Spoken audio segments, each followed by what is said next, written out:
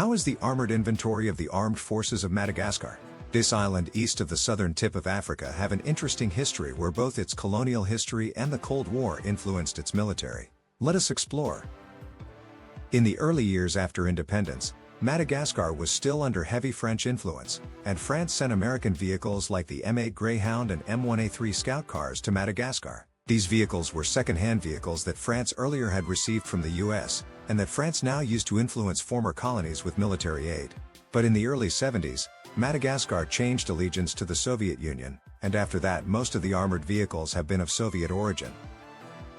In 1983, Madagascar received 12 units of the PT-76B light amphibious tank from the Soviet Union. This vehicle is armed with a 76mm gun, and is the most powerful vehicle currently in service in Madagascar today. These vehicles seem to be kept in poor condition, so today only a handful of the originally 12 units are considered to still be in service.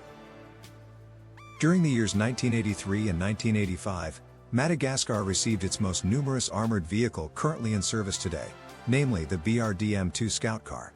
Madagascar received a total of 35 of these vehicles from the Soviet Union, and these vehicles were of the standard Scout variant. These vehicles have been sighted many times both in parades and in other circumstances, and seem to be kept in good condition. Probably are most of the 35 vehicles originally sent still in service. In 1968, Madagascar received 10 armored cars with the name of FV701 Ferret.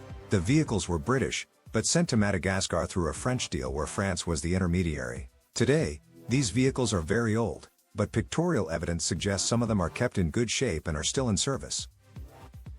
During the 1960s, Madagascar received several batches of second-hand, US-produced vehicles from French World War II stocks. These were 15 M8 Greyhound and 20 M3A1 Scout cars. The M3A1 were also known to be used by the French colonial forces before Madagascar became independent, so some of the M3A1 Scout cars could in theory be from the former colonial forces. None of these vehicles are in service anymore, but there is a chance they could be in storage in poor condition.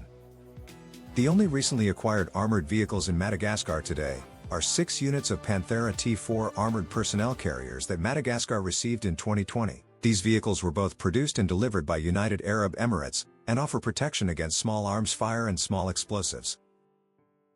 Today, the armored inventory of Madagascar can safely be considered to be very obsolete, and in massive need to be modernized. Madagascar have a small defense budget, and possibilities for buying brand new equipment is limited.